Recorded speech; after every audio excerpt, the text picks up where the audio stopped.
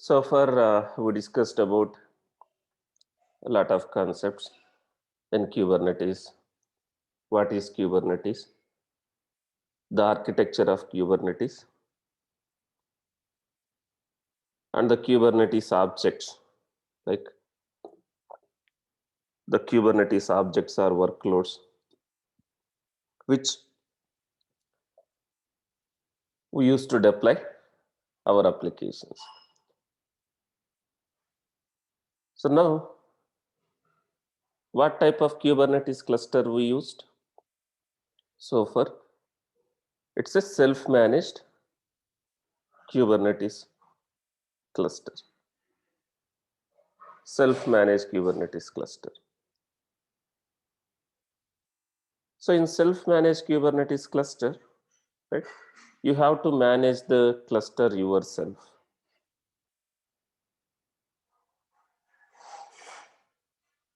We have to manage the cluster yourself, right? If something goes wrong with your worker node or master node, you need to manage that. You need to set up the cluster and you need to manage the cluster. And also, we cannot integrate with some other services. Now we have a service. Service, what type of services we have? Cluster IP, node port, load balancer, and there is a one more type called a cluster IP none. This is headless service.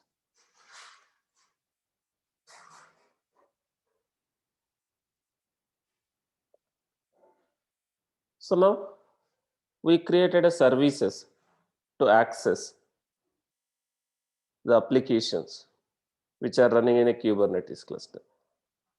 So cluster IP within the cluster, node port outside the cluster. Then what is this load balancer?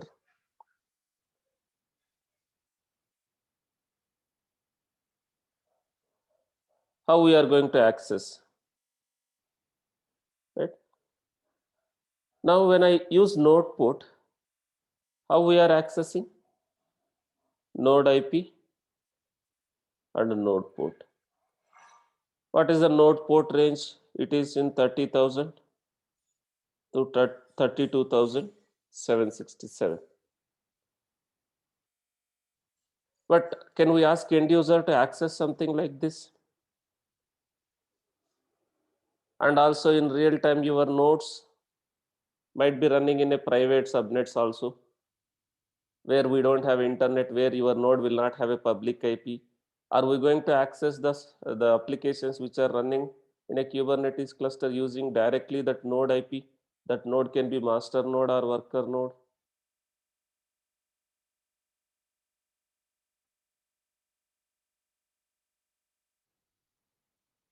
The node IP and node port end users, right? Internally, we will use this. Internally, we will use this, but end users will not be directly accessed with this. So for end user, what type of service we have to create? Our end users will access using what? Any application you take, whether you are using a Kubernetes or not a Kubernetes, a normal servers also, end users will use load balancer.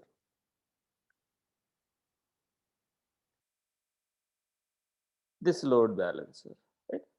But in a self-managed Kubernetes cluster, will I able to get a load balancer by default? I mean to say, if I create a service of type load balancer, does it going to be created a load balancer? This is external load balancer.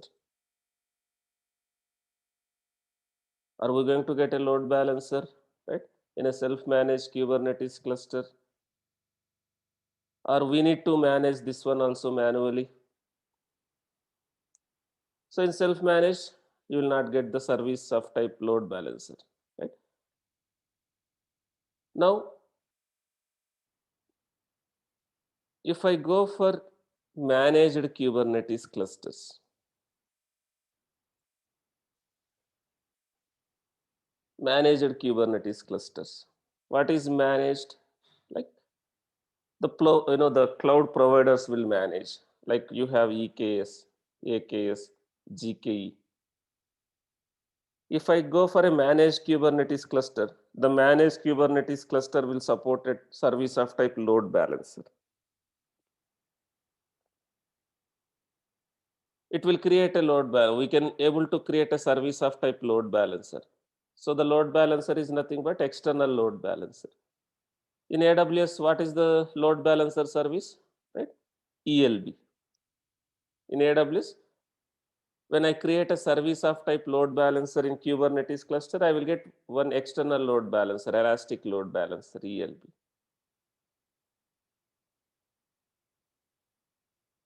As I already told, if I go for a managed Kubernetes clusters, what are the advantages? The cluster will be managed by the provider. The master nodes, worker nodes will be managed by the provider. And also we can integrate with other cloud services like storage services like EBS, load balancing services like ELB. In self-manage, everything you need to manage. Right? The cluster you need to manage.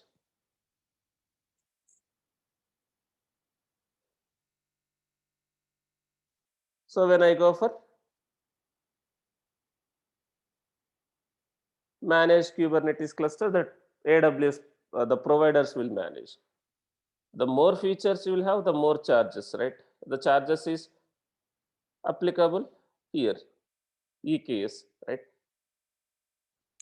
So there are some advantages if I go for a managed Kubernetes cluster. So let me first connect to my Kubernetes cluster. It's a self-managed.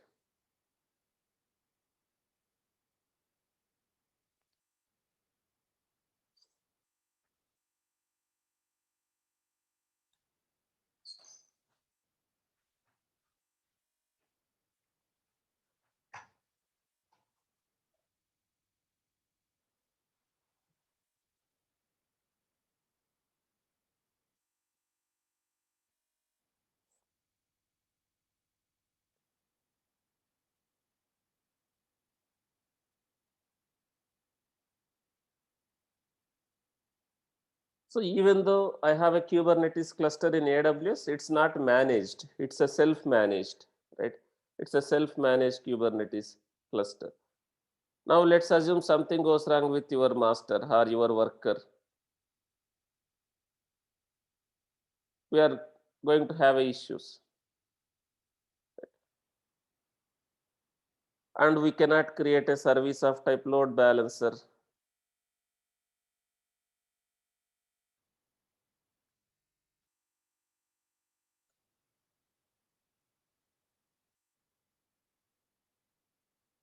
If you see, we have some applications deployed here.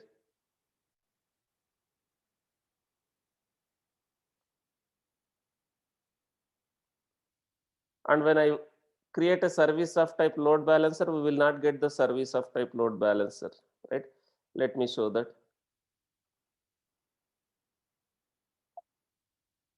Any service. Now, the front end application, the front end application, this application, instead of node port, if I say load balancer,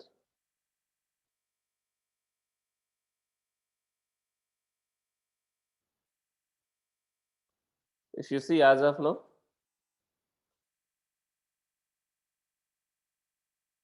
so we have a service of type node port. The external IP is not there. When I create a service of type load balancer, we should be able to get an external IP. That is your load balancer IP. But this is a self-managed Kubernetes cluster, right?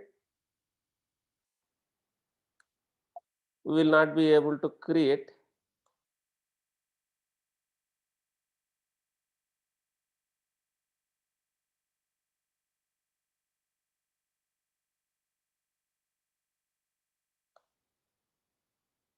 external IP. If you see, now it's service of type load balancer, but are we getting the load balancer? Is it able to create a load balancer and get the IP here?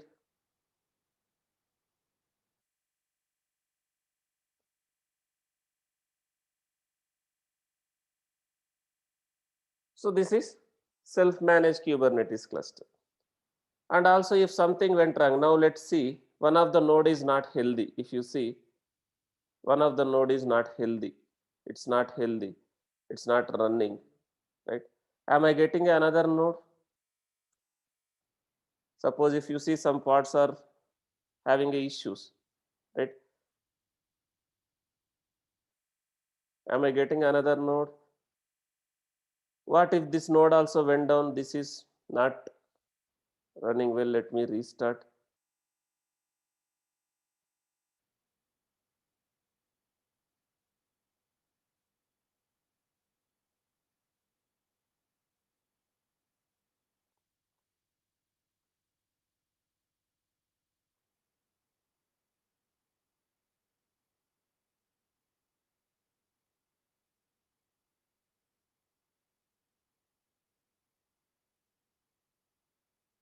So that node is not healthy, right?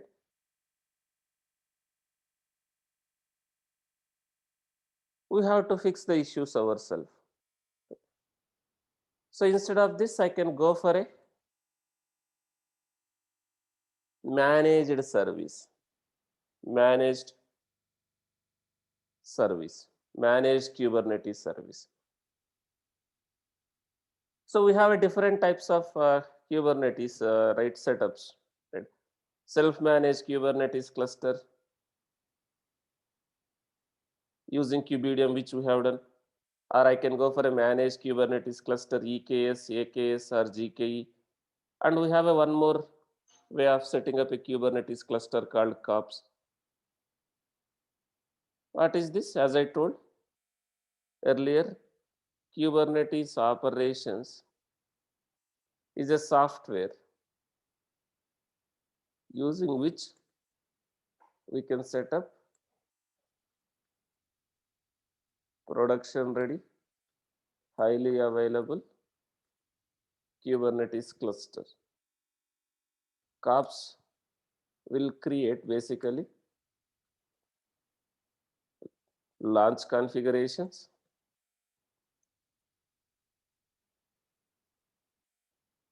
and auto scaling groups.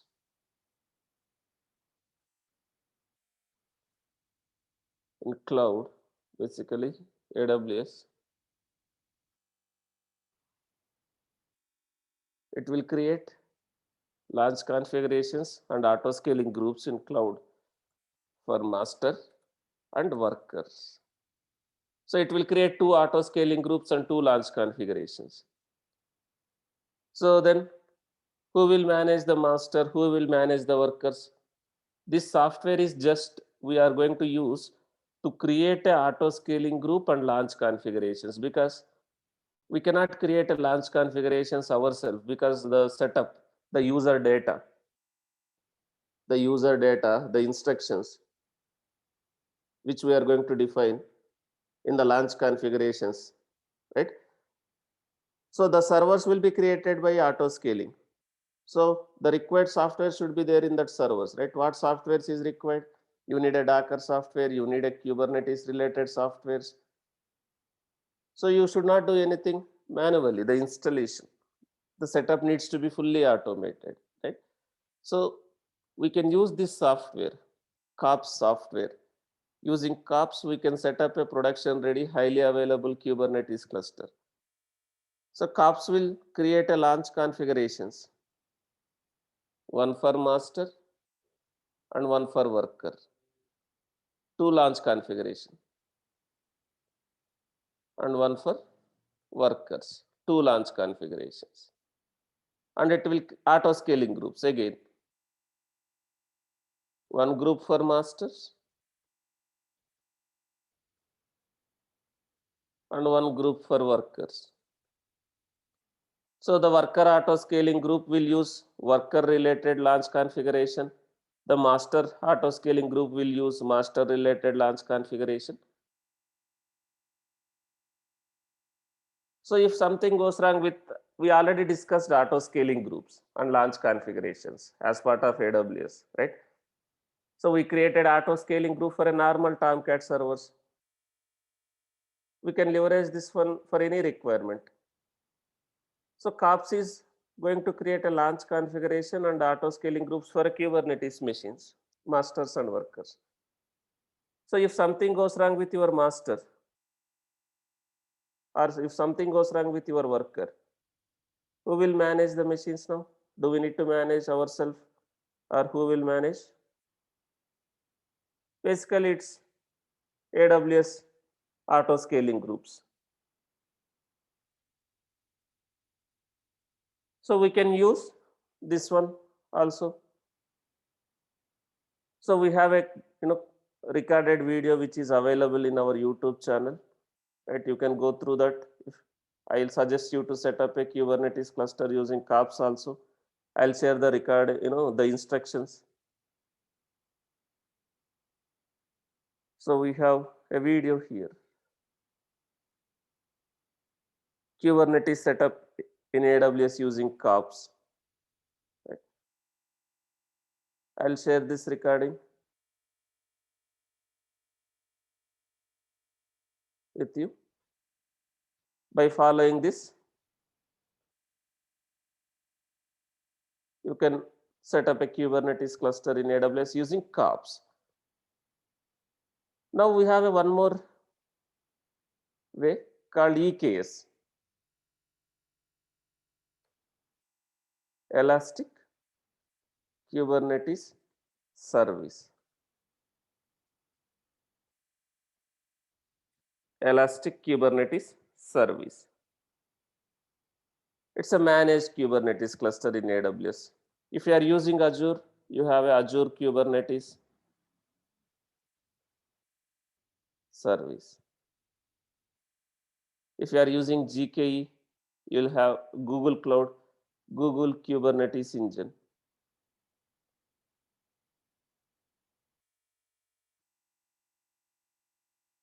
Whether you are using COPS, whether you are using EKS or GKE, does Kubernetes concepts will change?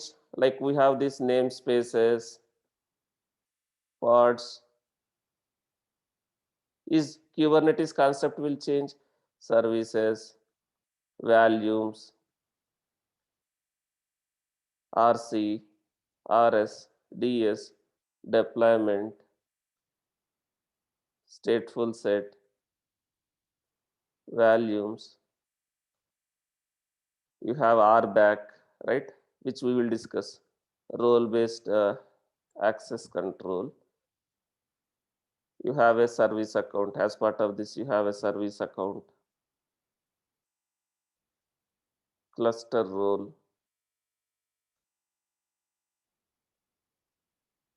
Cluster role binding. Role and role binding. This is role based, which we will discuss. But is it going to be changed based on the cluster, whether you are using self-managed or cloud managed? You have a HPA, horizontal pod autoscaler.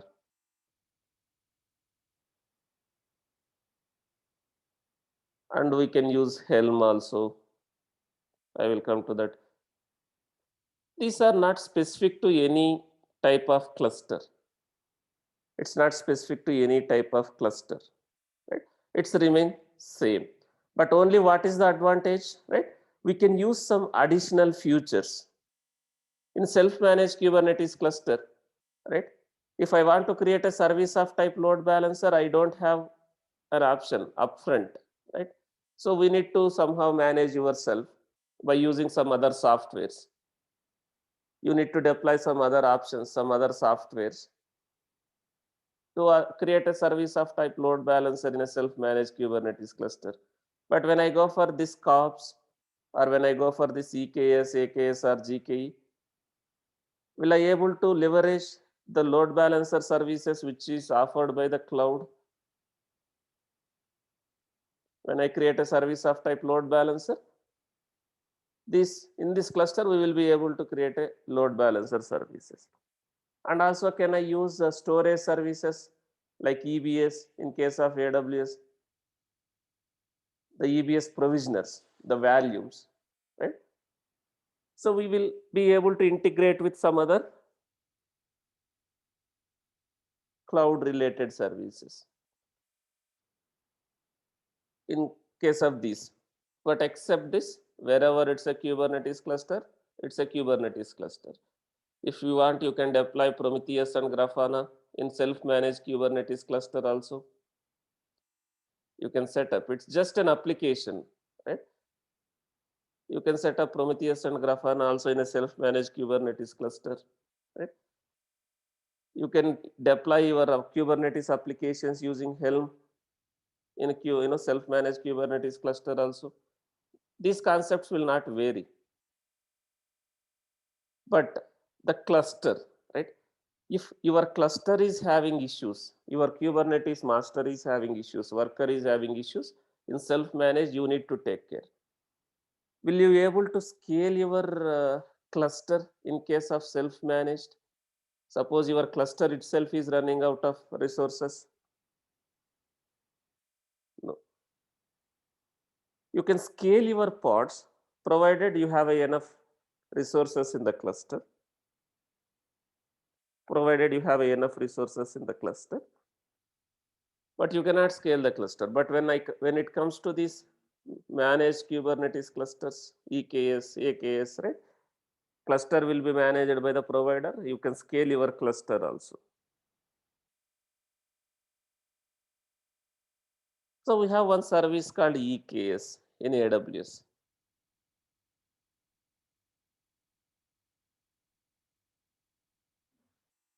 There are many ways to set up EKS cluster also again using GUI. Using AWS console GUI, we can set up a Kubernetes cluster, or I can set up a Kubernetes cluster using Terraform scripts. I can execute a Terraform script which will create a required AWS resources to set up a EKS cluster, or I can use one CLI like EKS CTL, EKS command line interface, right?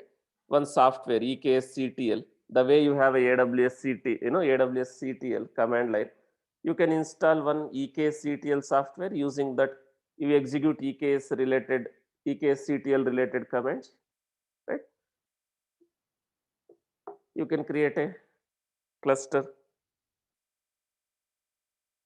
So now I will create a EKS Kubernetes cluster using management console,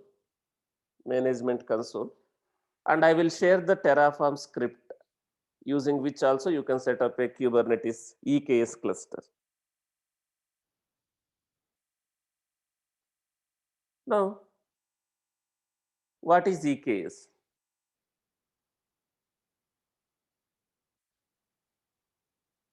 Amazon Elastic Kubernetes Service, EKS, Elastic Kubernetes Service, is fully managed Kubernetes service. What is the meaning of managed? Fully managed Kubernetes cluster.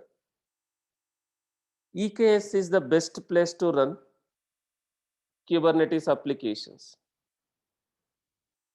EKS is the best place to run Kubernetes applications because of its reliability and scalability. What is the meaning of reliability? Right, your cluster will be reliable, your cluster will be highly available. The cluster will be highly available. You can rely on the cluster. If something goes wrong, it will be automatically fault tolerated. Right? We can scale our cluster. Right? EKS is the best place to run the Kubernetes applications because of its reliability, scalability, and security. EKS can be integrated with other cloud services such as ELB, auto scaling groups, right? IAM and VPC. So we can leverage all these services. One more very important point is EKS will make it easy for you to run Kubernetes on AWS without needing to install and operate and maintain.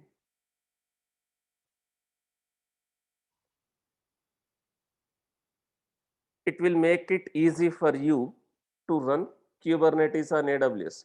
Do I need to install the control plane ourselves?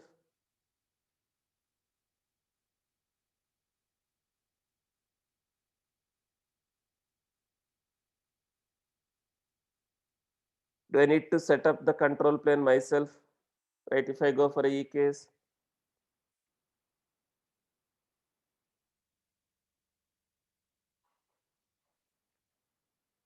so in case of self-managed, we set up, right?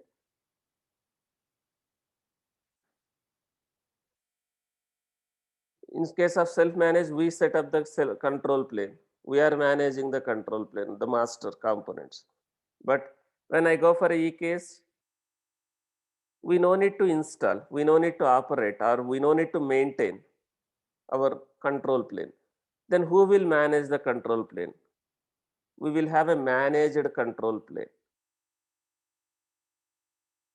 If I go for a EKS, who will manage the control plane? There are two things here.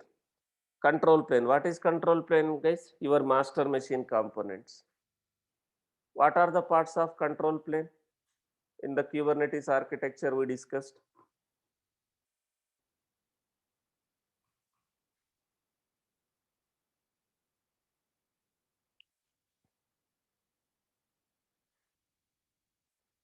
What are parts of control plane? Right? The API server, scheduler, etcd, and control managers. The control components, right? All the control plane components, API server, etcd, scheduler, control manager, right? So when I go for a EKS, who will manage that? Those control plane. When I go for a EKS, do we have a control on the control plane components when I go for a EKS? No. So AWS will have a complete control on the control plane components. The control plane components will be managed by AWS. And we will not able to see the control plane related machines. Like we will not able to see the master machines. We don't have a control on the control plane when I go for a EKS. AWS will completely manage those control plane in case of EKS. Amazon EKS provides scalable and highly available control plane that will run across multiple availability zones. Again, the control plane, right? You have a API server, scheduler, etcd. They will have a multiple,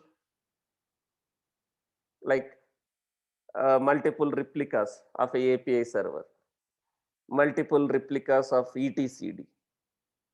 Why they will have, like, why we need to have multiple replicas? Now instead of you are managing, AWS is managing, but you will have a multiple control plane that run across multiple availability zones, multiple replicas of API server, multiple replicas of etcd. Why? Why we need to have multiple replicas? Because of the high availability. And again, who will manage those control plane components? Do we need to worry about installing, operating, or maintaining these control plane components when I go for EKS? That will be completely managed by AWS. If you see, the control plane is completely managed by AWS. So EKS will manages availability and scalability of Kubernetes API servers and etcd for each cluster.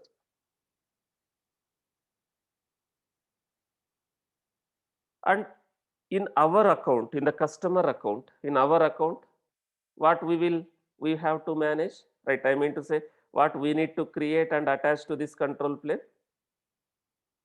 We have only control on the worker nodes. What type of workers you need to create, how many workers you need, right? So we will create a worker group. While setting up a Kubernetes cluster, we will create a worker group. Again, this worker group is nothing but what again? This worker group is again nothing but a AWS auto scaling group. You are going to create a worker group, worker nodes group that we are going to use with this control plane. So again, we are just creating a worker group. Again, if something goes wrong with that worker node, that worker group is nothing but one auto scaling group. So if something goes wrong with worker, what will happen? That worker will be removed and replaced by that auto scaling group.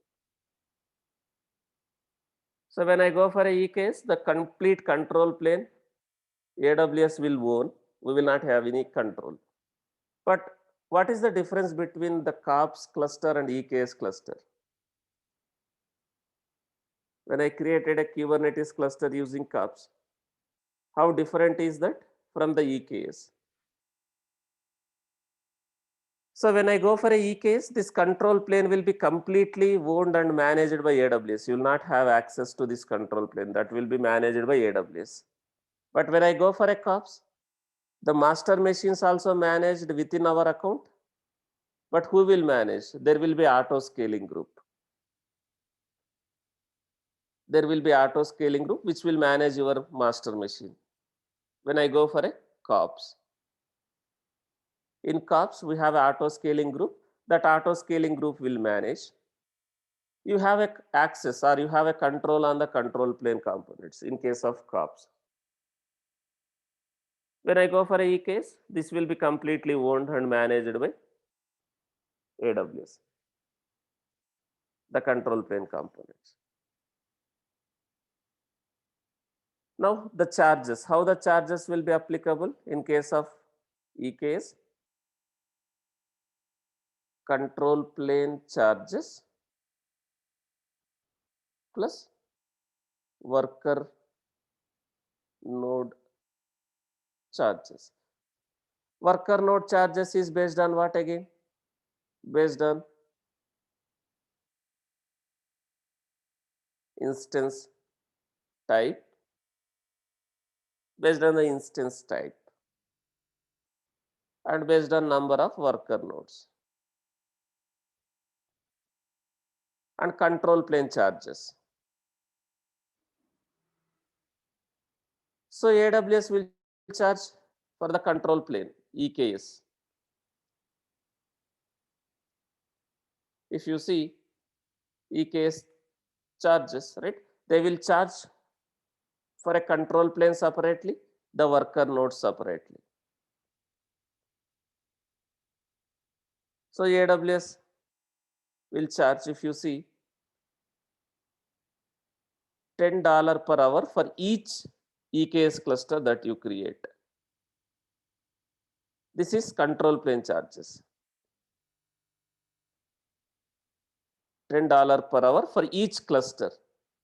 Suppose if you have a multiple cluster like for dev environment one EKS, for QA environment one EKS cluster, for production environment you have one EKS cluster, right? For each cluster,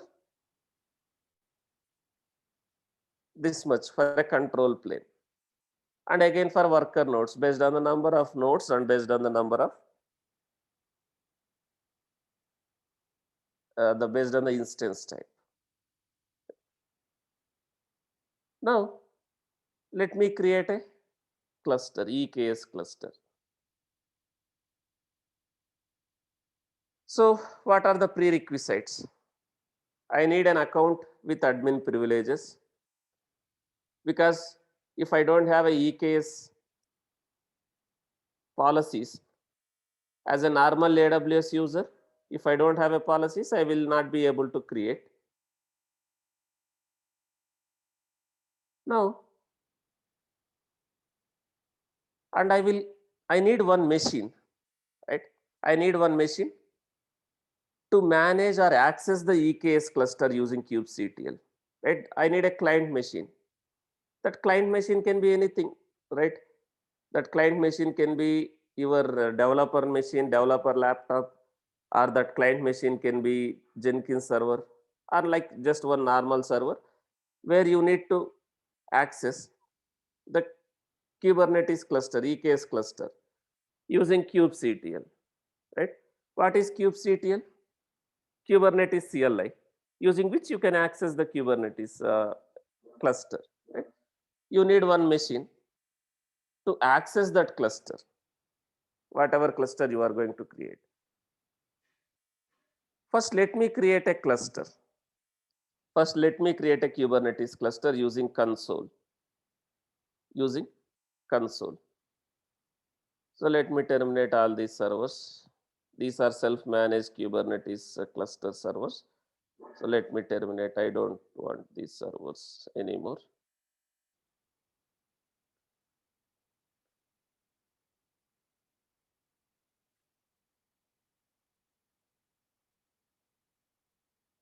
Now, first, what I will do, I need to create a IAM role.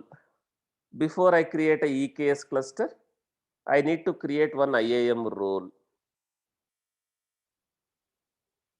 This IAM role I will use while creating a EKS cluster. First, I will create a IAM role. Right? So let me go to IAM. You already know what is IAM, which we discussed in AWS.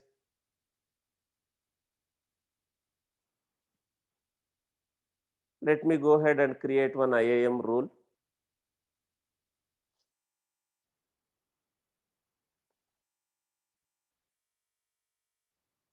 So select this IAM role for EKS cluster. So here you select this EKS, right? Select the use case, EKS, and here you have a EKS cluster. We are giving access to the AWS service resources that are required to operate clusters. So we are selecting this permissions, EKS cluster permissions. If you see, this has some policies, right? We are giving access to the AWS resources. We are giving permissions for like volumes, right? Auto scaling groups, right? For EC2 instances, something like this. These permissions are required by that control plane, So we are first creating a IAM role with that policy. So let me show you what I have done. I came to IAM role, selected this EKS and EKS cluster, this use case, EKS cluster. So it has some policy, EKS cluster role. I already have, let me give something like this. So I created a role. Then I can create a cluster. Then I can create a cluster directly. Then I can create a cluster directly. Or I can create a VPC. What is VPC, guys? In that VPC, I can create a EKS cluster. If you already have a VPC created, then you can directly go for a step 3. If you already created a VPC, right, you can directly go for a step 3. While creating that EKS cluster, I can select that VPC. Under that VPC, the cluster will be created. Under that VPC, the cluster will be created.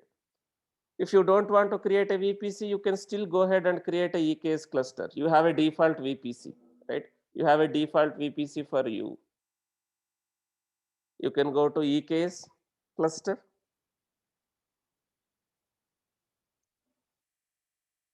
You can go to EKS cluster, right? If you see Amazon EKS, click on the clusters. I have something. Okay, let me delete this.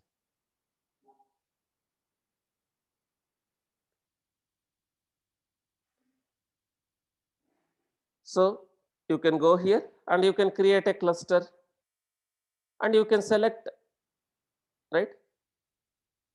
You need to attach that IAM role, which I have created in a step one, this EKS cluster role new, right? Something like this.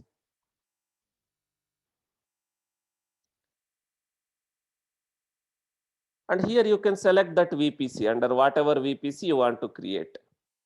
You already have a VPC, default VPC. You can select this one.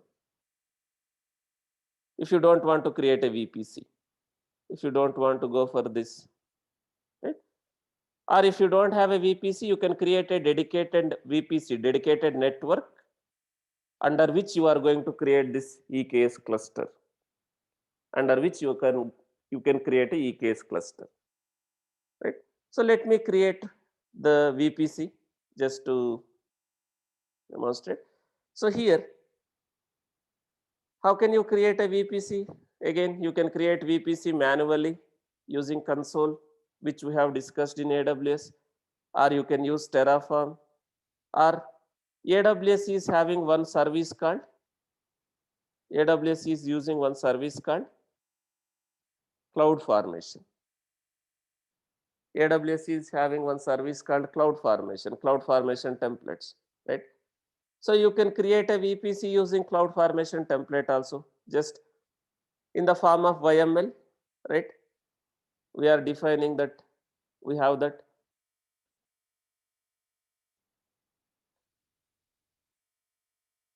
It's the CloudFormation templates. It's in the form of YML format, like what is the VPC CIDR, subnet CIDRs, how many subnets, right? So in the, this is in the like JSON format. It's in the YML format, sorry. It's in the YML format, or you can use JSON format also. It's a CloudFormation template, right? Using that CloudFormation template, you can create a VPC first, right? Then you can create a EKS cluster on that VPC.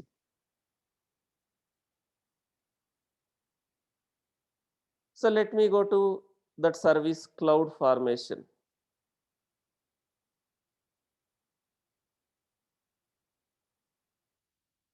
CloudFormation.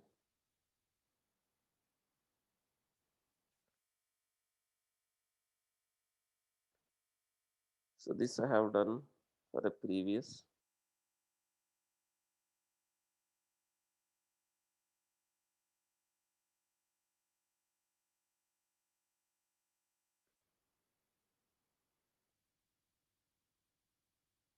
So let me, right, create this CloudFormation template. Now I am going to provide this URL where, this is provided by AWS itself, the CloudFormation template for VPC. So I'm using that here.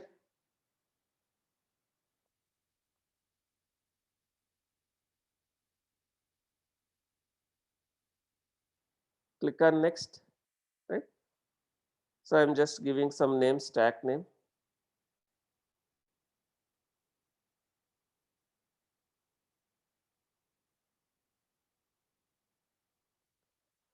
If you see, it is going to create a VPC subnets, all those things.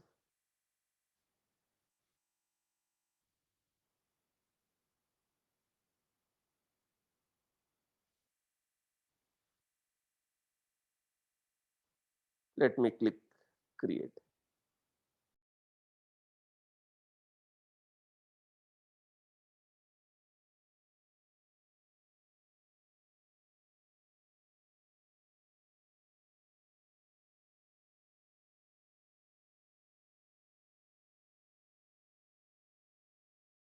This is just creating the VPC subnets, route tables, IGW, right? Under that VPC, I am trying to create a cluster, right? If I see now creation is in progress, it may take some time, right? If I go to the VPC, now I can see a VPC is created. Now if you see this VPC, is created, right? And it is created some subnets.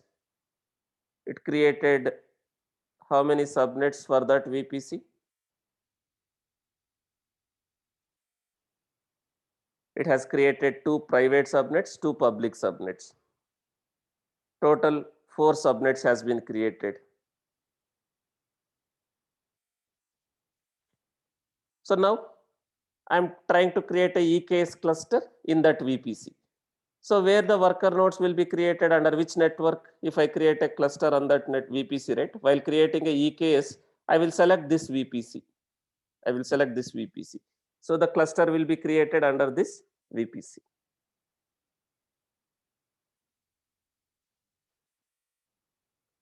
If you don't want to create a VPC, right? If you don't want to create a VPC, you can select existing VPC, whatever VPC you have. But you can directly go for a step 3. If you already have a VPC in place, you can create a cluster by selecting that VPC.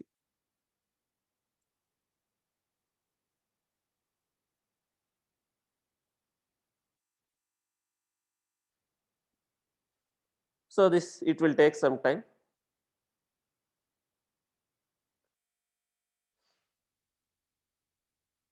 So under which subnet it will create a cluster, right? It will distribute. Subnet is basically on multiple availability zones, right? Each subnet will be in a separate availability zones. It will distribute your nodes between those subnets. If you don't want public subnets, all your all your machines wants to be in a private subnet, you create a VPC with only private subnets. If you don't want your servers in a public subnets, your Kubernetes nodes, right? So you can create a VPC with only private subnet. So the servers will be multiple private subnets.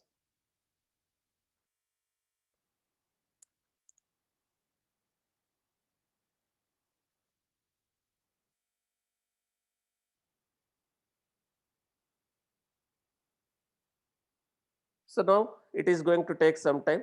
VPC is getting ready. Let me go to EKS. Let me go to the clusters. Now let me see, let me create a cluster, EKS demo. I'm giving just one name, or you can give whatever, Flipkart dev EKS or whatever it is.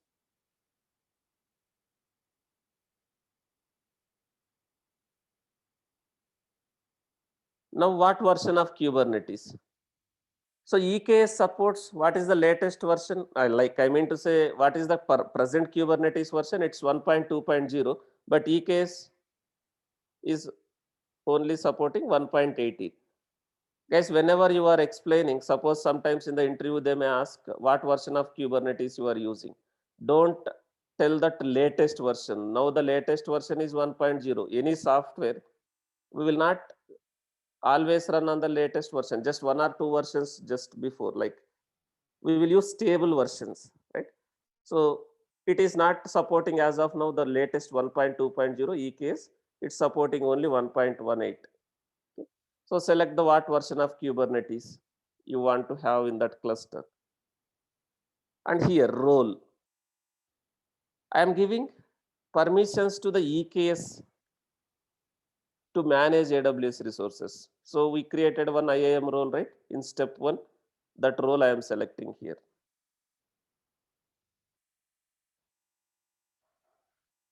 Now next here, under which VPC, under which network you want to create a cluster. Now I want to create a cluster in this VPC, which I created in the step 2.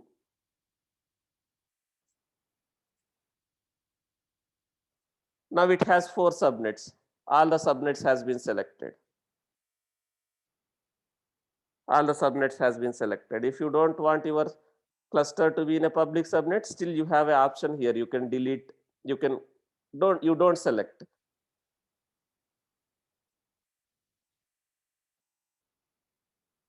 So now I am planning to create this EKS cluster in this VPC, in these subnets. and it will create a security group, one security group. So I'm selecting this security group. In this security group, the required ports will be opened for the cluster communications. So that step 2, right? The cloud formation template has created a security group also. Selected that.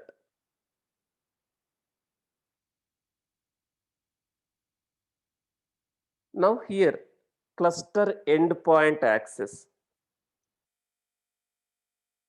So you have an option public, private, public and private. Cluster endpoint.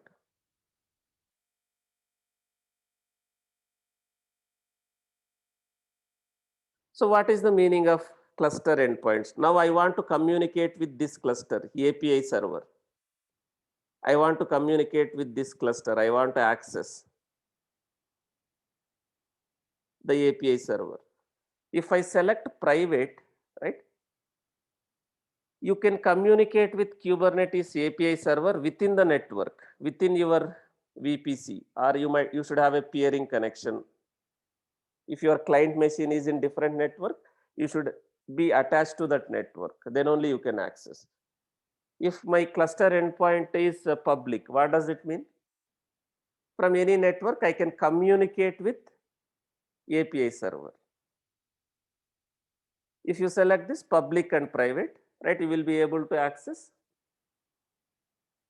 outside VPC also, right? So for now, let me select this public and private. In my laptop also, as a DevOps guy, as a developer, I can have a kubectl in my laptop and I can communicate with the EKS cluster using kubectl. So let me select this public and private, right? Now CNI. What is CNI? Network add-ons. As I told, right? When we are creating a Kubernetes cluster, self-managed Kubernetes cluster also, did we deploy the pod networking? Did we deploy the pod networking? Did we install the network add-on? Container networking interface, VNet, right? Similarly here, we are going to use this Amazon VPC CNI. It's a container networking interface again. Its own AWS, CNI implementation.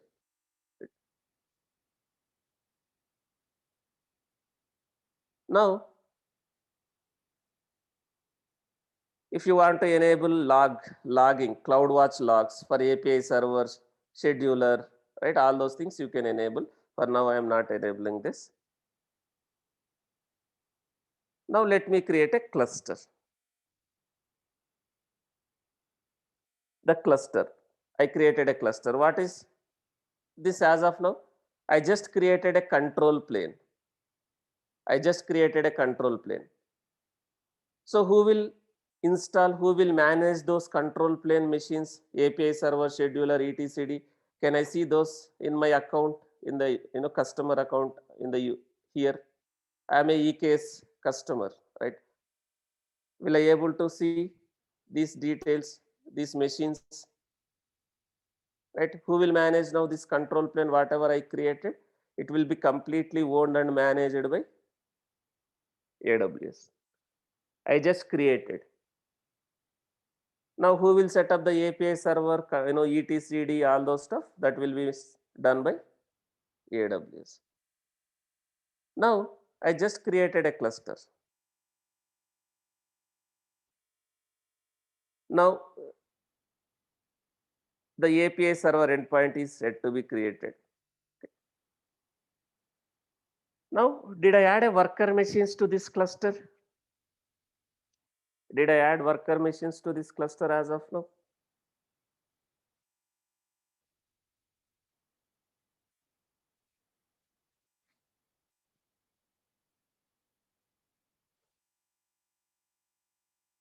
No, we didn't add it as of now, the worker machines.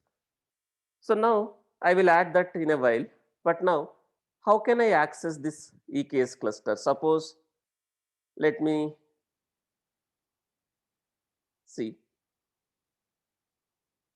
How can I access? I want to deploy or I want to access this EKS cluster. I want to deploy some applications.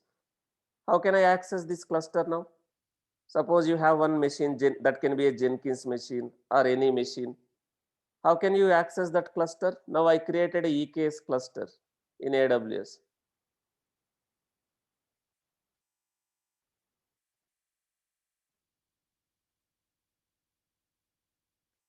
Now this is my AWS account.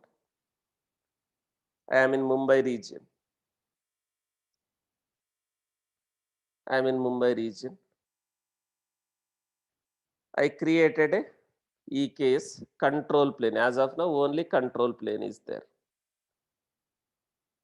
I created a control plane, EKS cluster. Who is managing this control plane as of now? AWS. So we have a masters workers, again not one replica, it will have a multiple replicas.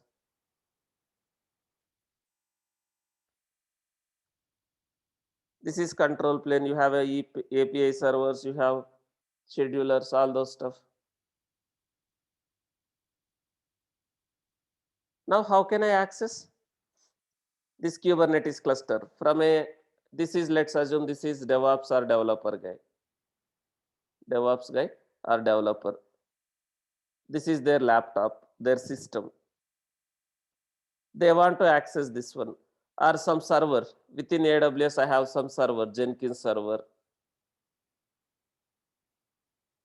From here or any other server, just for the sake of connecting, I can take any server. The clients, how can these guys can connect to the Kubernetes cluster? What is required in these machines, guys? These are client machines or just Kubernetes client machines. The developer also can be a Kubernetes client, or DevOps guy also can be a Kubernetes client which he want to access and deploy something. Jenkins server also can be a Kubernetes client or any machine which we want to talk to the Kubernetes cluster. What software is required in Kubernetes client machines?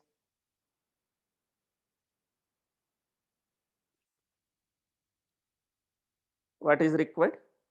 kubectl. That is a Kubernetes CLI. If I just have a kubectl installed, will it able to talk to this cluster? Or kubectl requires some information?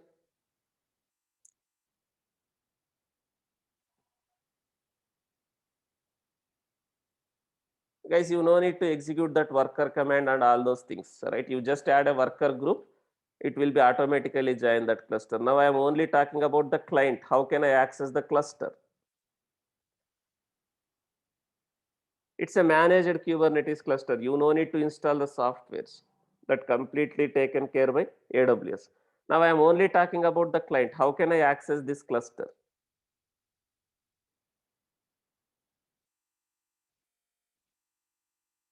I want to deploy something, right? So when we install kubectl, what is required for kubectl? kubectl was using what file?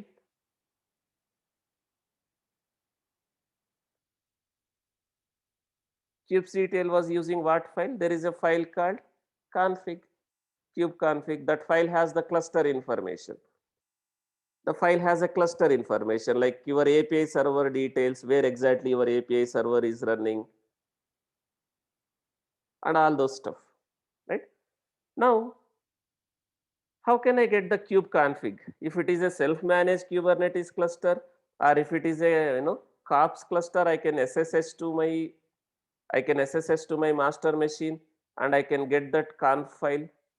But it's completely managed by AWS. How can I get the kubeconfig file in the client machine?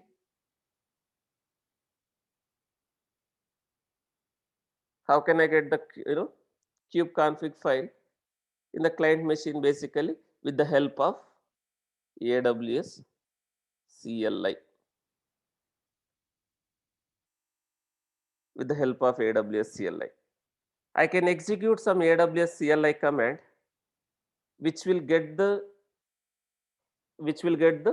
kube config file in this machine. So now in client machine, what software is required if I want to set up a kubectl? Now in the client machine, I need kubectl and also I need AWS CLI. Why AWS CLI is required? Are you getting my point, guys? How can I get the kube config file? It is managed by AWS. You cannot SSH to this machine. You need a AWS CLI to get the kube config file. Without kube config file, if you just have a kubectl, will you be able to connect to this cluster?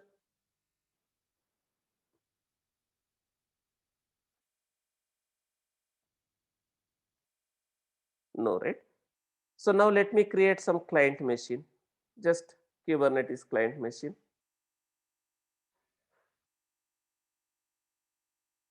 Any machine, right? I'm taking Red Hat, you can take Ubuntu or Amazon Linux, whatever it is.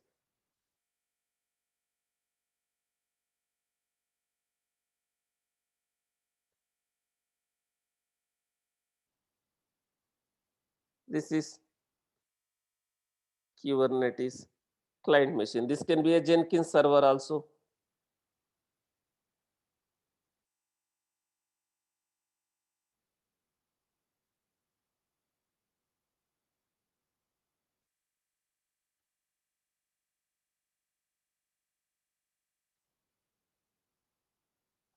It's a client machine, right?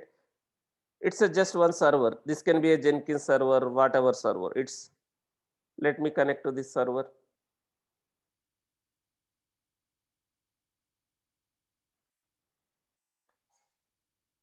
The server is not completely ready. Let's wait for some time.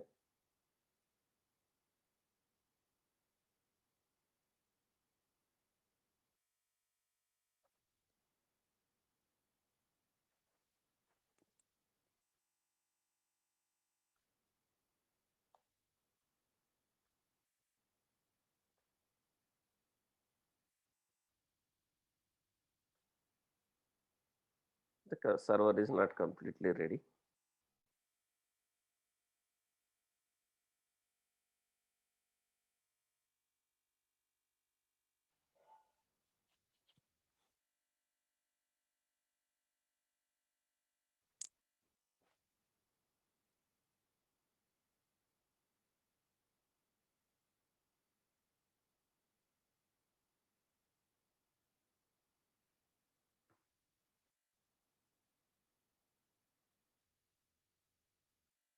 So this is just one normal machine, right?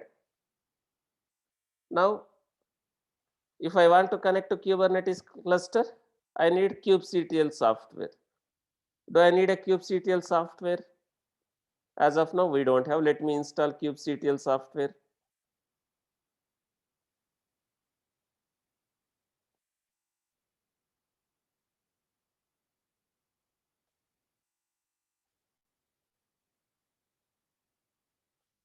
You can follow these instructions and just install kubectl.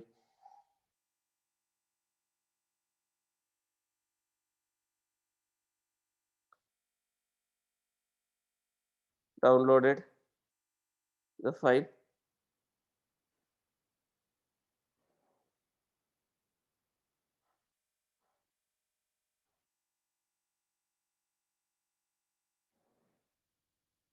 Downloaded the file.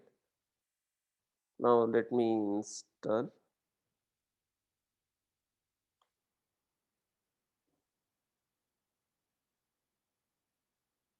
Now let me see. Or you can follow whatever instructions they have given here. Right? I'll share the instructions. Now I have a kubectl installed. But will I able to talk to that cluster? I just have a kubectl. So what is the meaning of this error, right? It is looking for, by default, it will look for one file called config file under current user home directory, right? Called .cube. Okay, I don't have that file. Now, how can I get the kubeconfig file? I have a cluster. It's a managed cluster. I don't see that master machines here. If I have a master machines, I can go and get the details. It's a EKS cluster, right? It is still under creation. That is fine. It will take some time. Let it happen. Yes, it will take some time. Still, it is getting created. Okay. If you see, still it is getting created. That's fine. Now, what I need basically now, I will have a AWS CLI installed. I will have a AWS CLI installed. Using AWS CLI, I can get the details. So let me install AWS CLI. In the Linux, I will install AWS CLI.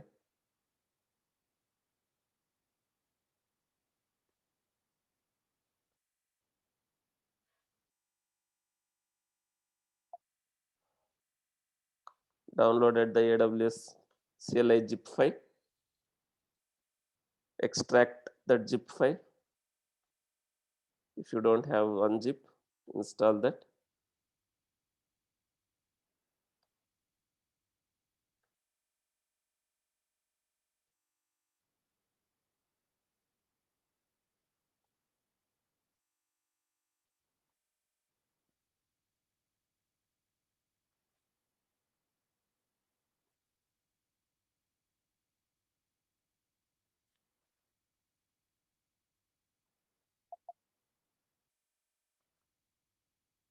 Now let me extract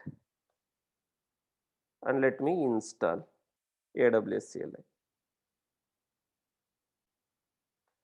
Now I have a AWS CLI installed. I can execute AWS EKS commands. If you see, there is a commands. If I want to list the clusters, how many clusters I have, I can execute this command, AWS EKS list clusters. Or if you want to get the config file, I can use this command. This command, update kubeconfig. So I can use these commands, AWS EKS list clusters, if I just want to list the clusters. Now what is the problem? AWS topic now. Is this machine have a permissions to EKS clusters to get the details? First of all, did I configure the AWS CLI?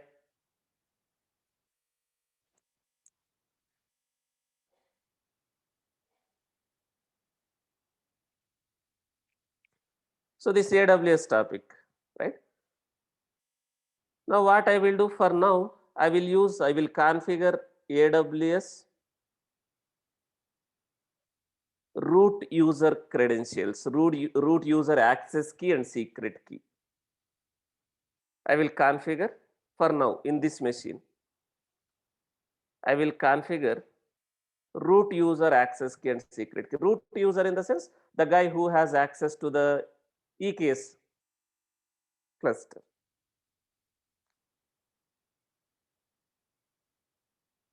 So let me go to here.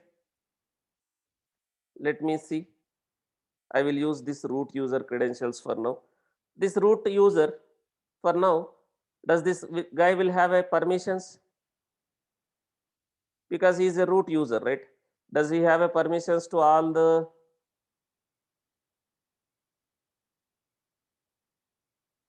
services? Or if you want to create your own IAM user, you can use that. For now, let me use this root user access key and secret key.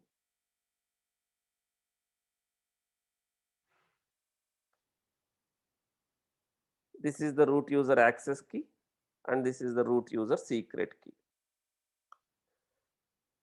I will configure the region also.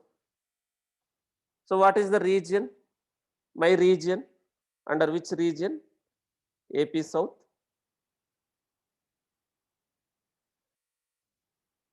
1. You can see that is Mumbai region, right?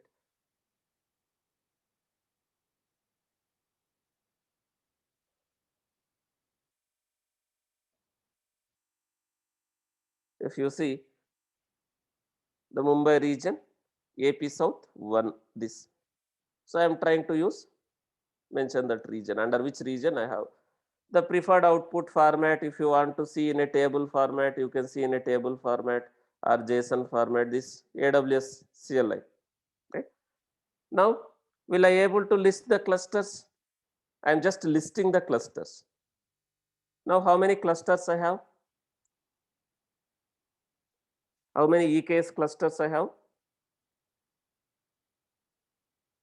If you see, 1. Now, how can I get the kubeconfig file for this one? I need to use this command, AWS EKS update kubeconfig. Before executing this command,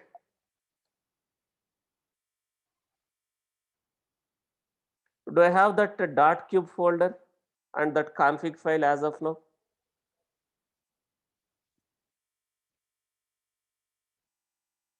Right? We don't have. So let me execute this EKS update -cube config -name. What name I need to give here? If I have a multiple Kubernetes clusters, right?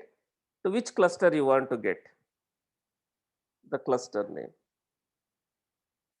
And region also I need to mention. What is the region? Under which region this cluster is there? AP South 1. If you don't mention also, that is the default region. Now let me execute this. Now do you see one file generated now? Guys, whatever user you used, if that user doesn't have permissions to EKS, will he able to get the kubeconfig file again, AWS concept? Suppose whatever user are configured in this machine, if that user doesn't have a EKS permissions, will he able to get the details by executing this command, right? That is AWS concept, okay, which we already know. Now, do you see this cluster information? API version, the certificate which is required to connect to the cluster. And what is this? What is this? It's basically a API server load balancer. It's a API server. You will have a multiple API servers. There will be a load balancer in front of that API server, right? This is pointing to the API servers control plane. Now, let's see.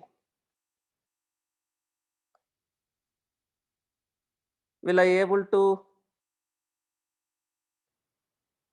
execute the commands? Now, do I see any nodes first of all?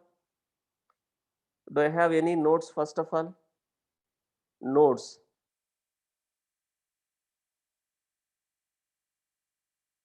I don't have any nodes because I didn't added any nodes as of now.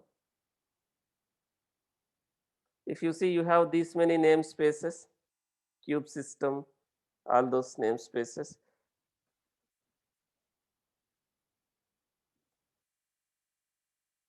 This default namespace and all. But if you see, am I able to see that API server, control manager, scheduler, those related here? Who is managing those? That is completely owned by AWS, right? You don't have a control at all, right? Now let me add the nodes. And why these parts are pending? Because do I have any nodes as of now?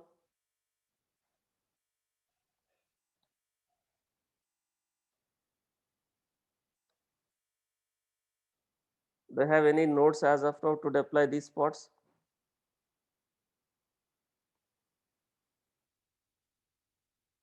We don't have any nodes available to schedule the pods. So now if I want to access this EKS cluster from my laptop, from my local machine also, what is required in my machine? Now this is my laptop. I am a DevOps guy. I want to access directly from this machine. What is required in my laptop? What softwares are required?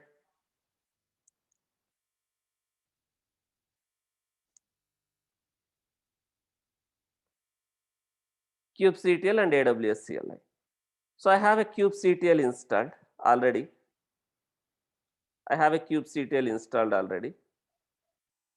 And I have AWS CLI also installed already in my laptop. Now,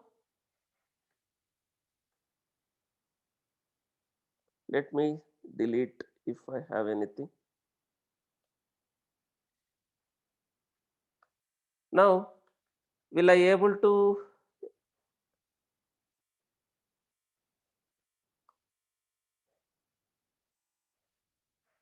I don't have AWS CLI configured. I cannot execute, right? So as a normal user, suppose I am a normal user. If I configure my AWS CLI with normal user, if I don't have access to this EKS service, I don't have a policies. My user is not attached to these policies. Will I able to execute again? Will I able to get the details? I mean to say,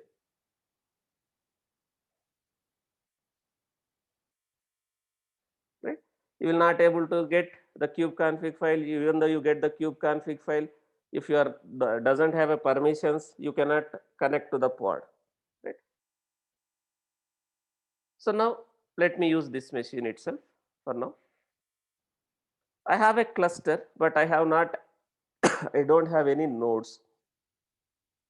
So let me add the nodes. Let me go back to again EKS.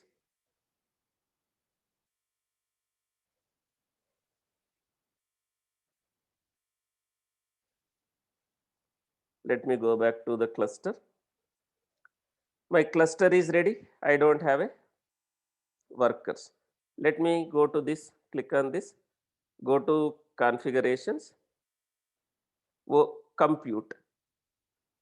So do we have any node group as of now, which means the worker group?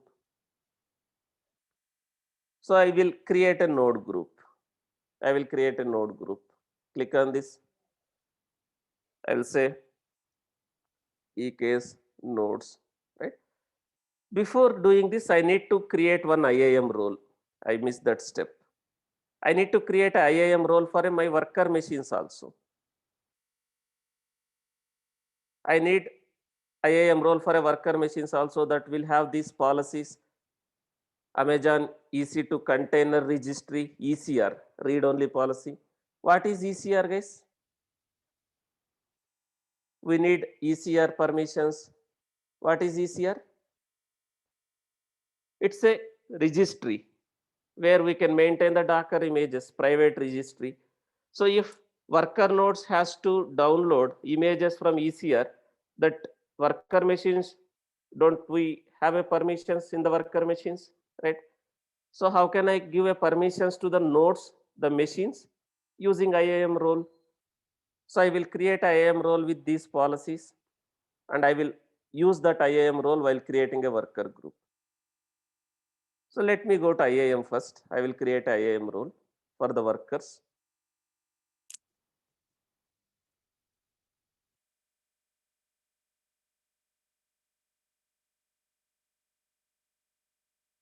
Select the use case as EC2.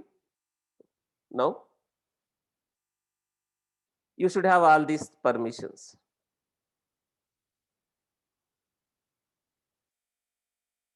Worker node policy.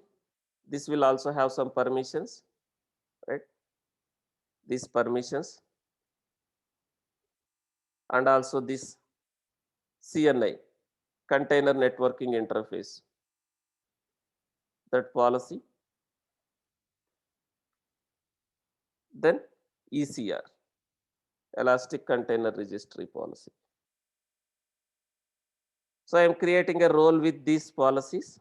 This is EKS node role.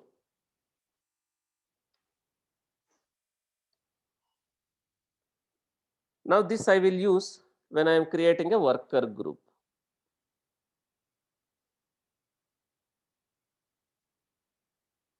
Let me go to this cluster, configuration, compute. I will create.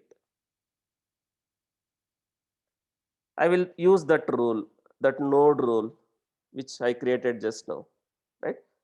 Now, so it is going to create machines, right? It will use some launch configuration, which will have a required user data to set up the cluster, the nodes, right?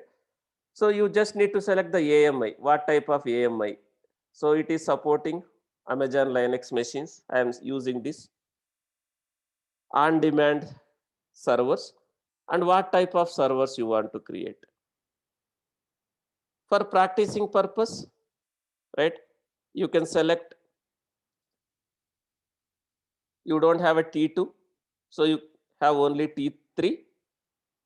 It's chargeable, right? You can use T3.micro, 1 GB, 1 core processor, 2 core processor, 1 GB memory, or T3.small, 2 GB, 2 core processor, T3.medium, 2 core processor, 4 GB RAM, right? So for my practicing, when you are practicing, you can go with maybe T3.medium, or you can go with a T3.small also. I am going to use this one, T3.large, because I want to set up lot of things. I want to demonstrate Prometheus and Grafana also. I need to install Prometheus and Grafana related pods. It requires lot of CPU and memory, right?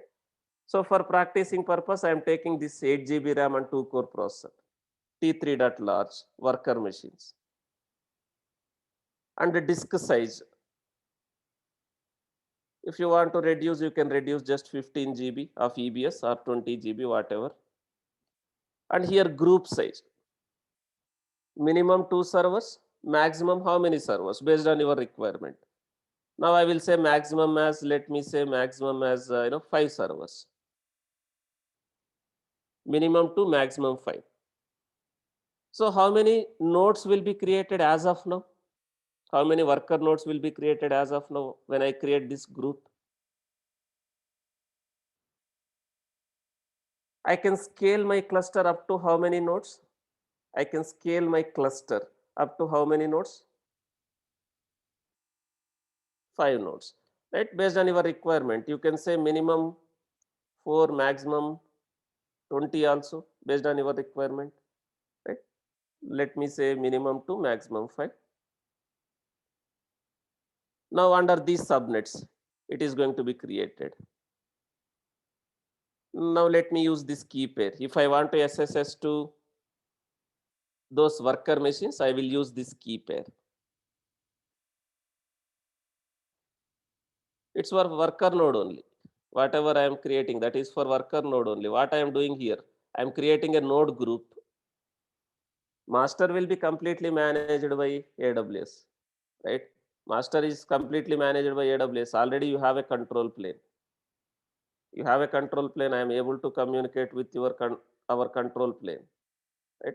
But that doesn't have a nodes because we don't have a node group. Selected the key pair using which I want to SSH.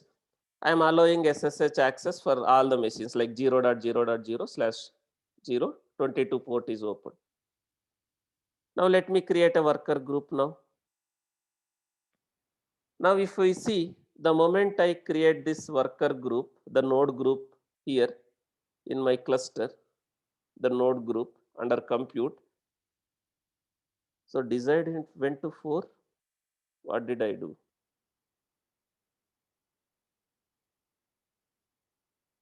Now it is showing, okay, it will come down, that is fine. Now if I go and check here, if I go and check in EC2,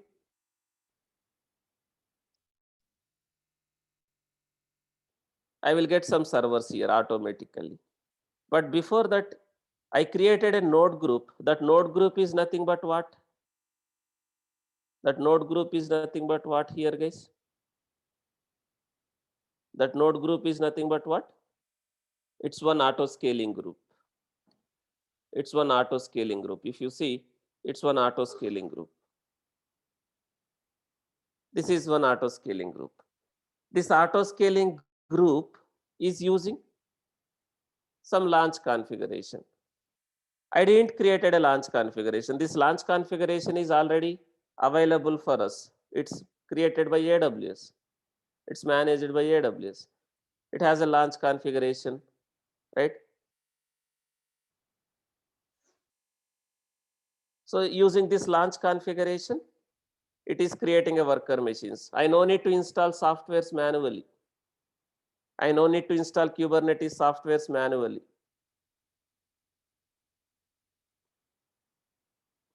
Now it will scale down somehow. The desired became 4. Okay, somehow the desired servers became 4.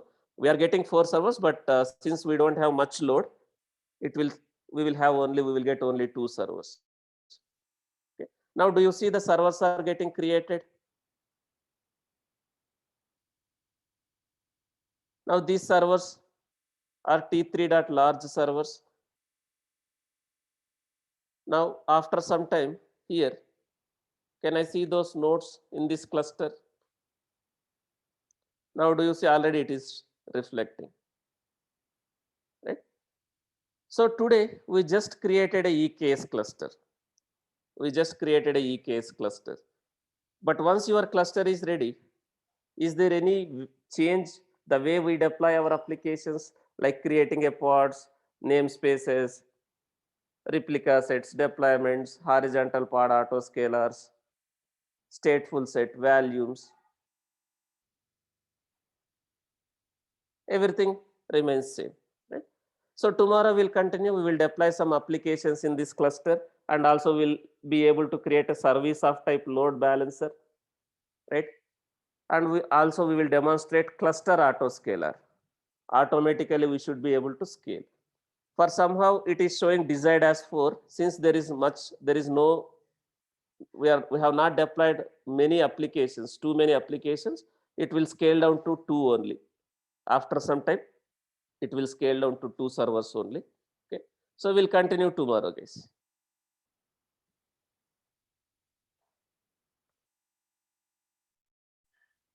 So we'll continue tomorrow, okay, on these topics. Okay.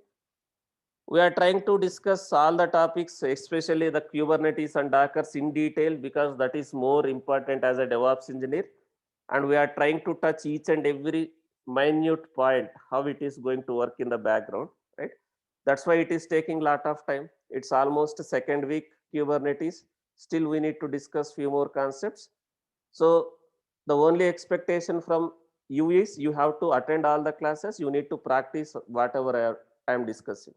So you can become an expert in Dockers and Kubernetes, right? Because we are trying to cover in and out of that. Try to practice. While practicing, if you have any questions, let me know. I will try to assist you guys. We'll continue tomorrow. Thank you.